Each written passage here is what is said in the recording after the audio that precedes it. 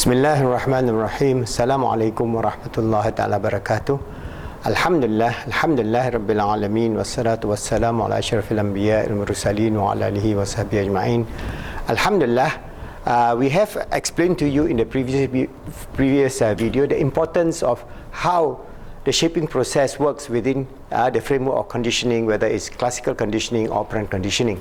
So what's important is this shaping process is the key in terms of what we do, especially in life. And everything is shaped by conditioning. Alright, so for example, our Holy Prophet Muhammad ﷺ says that every child is born fitrah. That means they are born good, pure, clean, and believers. It is up to their parent who meet them either to be a Jew or a Christian or a Majusi or a non-believer. Alright, so that shows that there is this whole influences within the way in which we shape ourselves, our family, our society, and the world at large. So everything is bounded by the conditioning and the shaping process. These two you must learn. If you know how to handle that, then you'll be able to actually develop a very positive approach to shaping your life, to become achievers in life. I've explained this in our Islamic Motivation PIP. You go to our YouTube there's 135 videos telling you how to become achievers, the 6 P's, G and L, and how each and every one of the factors affects you in terms of you trying to shape your life to be an achiever, because there must be a process, there must be a methodology. So I give you, inshallah, the process and the methodology, and then you shape yourself towards that direction. It will not be perfect. Every shaping process will have its ups and downs. For example, I give you the previous video to get Aiman to become good at cleaning and making the room beautiful. Sometimes at this level, it's very tough because they are used to the idea that they can throw away their toys, and then the maid or the mother, out of her sympathy, just allow that very bad behavior to continue. And then you want to shape it at a later stage when the child is already quite rebellious, then it will be very difficult, especially if they are shaped to be lazy. A lot of parents does that. There's negative shaping process. To be rude, there's no adab. There are a lot of parents doing that. And this, then you want to change. It is not possible. That's why in the Malay language there's a saying, an axiom, it says, leturkan buluh semasa rebung. That means if you want to shape a bamboo tree to make it bend and turn, when it is at the shoot, then you start working on it. So you must start at the earliest possible period in a child's life to shape, because the faster you shape the child towards a most positive idealism, positive worldview, positive behavior, adab, they will then grow within that beautiful commitment towards having a good life. That's a responsibility of every parent, and we know that a lot of modern parents, they leave the upbringing of the child to a maid. So what happened to the child? The child have a mindset of a maid. For example, if that child is left for 10 years with a Filipina maid coming from a poor village, which have no education, the child will pick up that behavior pattern. Crude, not so good. I'm not saying that they are all bad. In fact, a lot of them are very refined, they are educated, but that is the thing. You leave your childhood shaping process to a maid, they will have a mentality of a maid. So if you are professional, you bring up your child, then inshallah your child will have the same bonding with you, and they have the same kind of shaping process that brings he or her towards success. But a lot of time we subcontract our shaping to the schools, to the kindergarten, to others, and so on. So that is the most important aspect of a child's life. It is no point that we earn ringgit 1 million or $1 million. It's no point. All right? There's no bonding, no love, no caring, no sharing, no shaping between you and that child. That child, you may be the biological parent of that child, but then the child will not care for you. And this is happening in many families today. It is a sad thing where the conditioning is negative, the shaping process is negative, and when the child becoming teenagers, they go wild. Who is to be blamed? All right, they go into alcoholism, they go into drug addiction, they go into some of them even go into prostitution. They are rich, they are well-to-do, but they go into that kind of negative lifestyle. this is where we have to take responsibility to shape our children in the best possible manner. I'm going to give you an example. My mother, my late mother, may Allah be pleased with her and give her the best of Jannah, she is not educated. She only go to 3 years of education and she can only read. All right?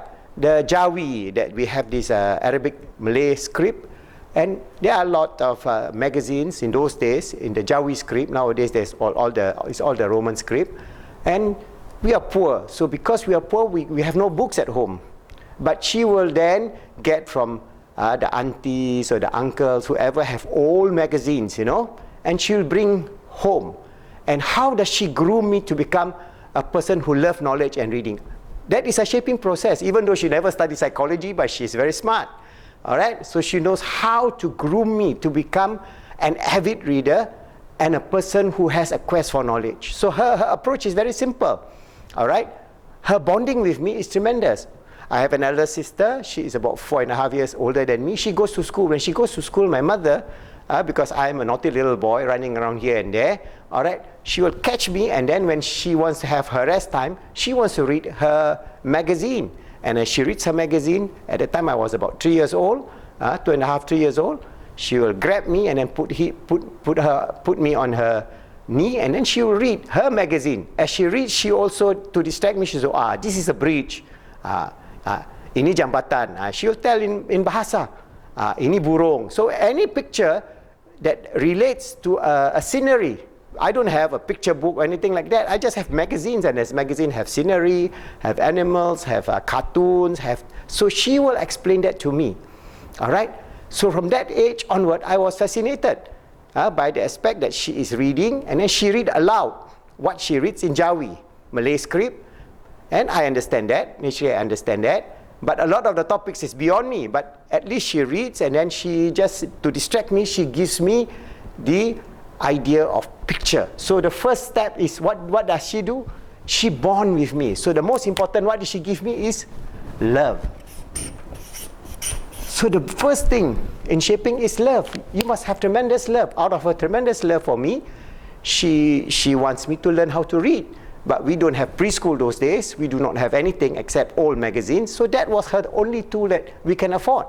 All right? So she gives me that, then she asks me to identify. The next stage is the shaping process, identify pictures. So I have pictures, and then she explained the pictures to me. So I have this love, the bonding with her, I have the pictures. All right? And then when I'm a bit bigger, all right, when I go to school, she encouraged me to borrow books from the school library. So school library, and I borrow books and bring home, and then by then I'm in primary 1, primary 2, I can have the pictures and then can read and so on. So this makes life much easier. So I'll just go to the class library or the school library and borrow the books and bring home and then start reading. All right? So as I get bigger, she will give me an incentive. So what does she give? Incentive. Even though we are poor, she put aside some coins for me to go to the by bus to the main library in town. So I'll go by bus to the main library in town, and she'll give extra money so that I can have to buy some snack by the stall, the road stall, whether to have some ice product or some noodles, whatever it is. She'll give me extra. So I'll go by bus alone when I was 10. So I go to the main library, and then that was like a cookie candy store. I saw all the books in the world, and it was like sheer madness.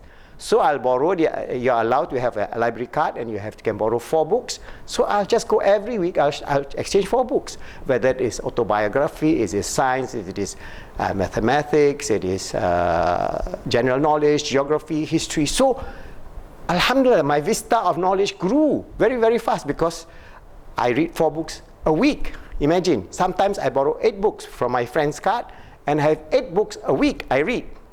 And I'm also, later I discovered, I'm dyslexia. I could not identify letters. So you can imagine, I could not spell, but I could read by memorization of the keywords. So I memorized the words, big words, and then that goes on. So this is how she shaped me along the way. All right? And then by this giving that incentive for me to go to the library, and then found that the world of knowledge is so vast, that became my life. So my life involves what? Reading, learning, enjoying with a book. At any time, I have just ahead of on my bed, I have a shelf just over my head. Anytime I feel bored, I'll just pull a book and then I'll read. All right? So this is what we should do for our children, to give them that incentive and that capability to be able to achieve something. And Alhamdulillah, when I was about 10, I found a book. Somebody threw away a book because I live in a poor neighborhood, but across about 1 kilometer away, there is a rich, super rich neighborhood, and they have their dustbin. So sometimes I'll pass by that road on the way to school, and I found in a bag one big book. They call it Jane's All-World Aircraft book. It's an old edition of the book. It is a 1950s edition, all right, which is no use to them, but it is so useful to me, and it describes all kind of aircraft. And that book is about 1,200 pages. It's thick and big. So it was a heavy thing. Alhamdulillah, I got that book. And I became so interested in aviation. So every day I'll just run through. So if you ask me at that time, within 2 years or 3 years, I master whether it is a Russian make, or at that time they have various British aircraft, and so on. So I learned this love for engineering, and my vision then was to become an aircraft engineer. All right, and which I nearly did, because as I go along, I did apply at that time to become a maintenance engineer.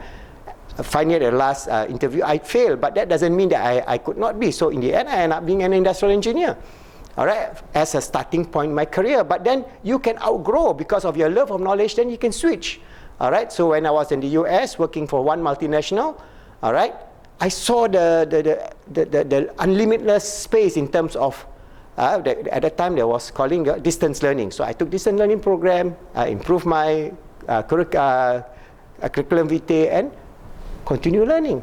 So this is where it begins. The shaping process begins where? At 2 and 3 years old.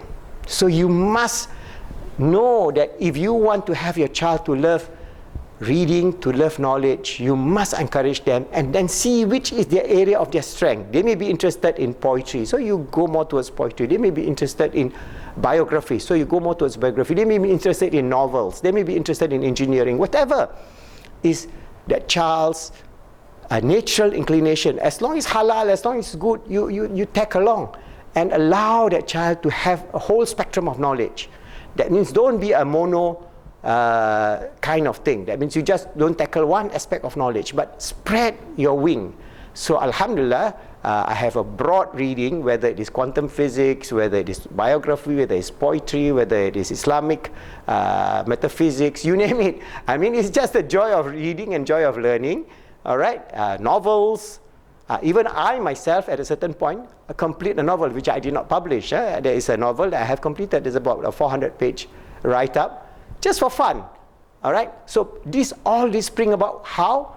Beginning with the conditioning and shaping by my late mother, may Allah be pleased with her and bless her with the best of Jannah, that she has shown me, without knowing psychology, she has brought along the whole idea that shaped me to be a person who loves knowledge, who seeks knowledge, and inshallah will be able to wakaf this knowledge. Now I'm giving to you, I'm talking to you, all right? I'm putting it on video, on YouTube, all right? Those days there's no such thing as video or YouTube, right? It's just simple life in the 50s and 60s and 70s. But now I have the tools, and before I get too old, I just pass on to you. You just see this whole idea of how shaping is so important. So you learn about classical and operant conditioning, you learn about conditioning. Remember, it's always related to the shaping process, and that is the fitrah that Allah has given us, because we have to shape ourselves towards a positive direction, avoid ourselves from bad direction. That's why in our book, Positive Islamic Psychology, a transcendent model to achieve peace, happiness, and success, you only need to focus on 3 things to shape yourself. That is how you shape yourself to be a Khalif of Allah, and you only do 3 things to shape yourself. Every day do something good, shaping yourself to be, make yourself good. So strive to give something back every day, one little thing.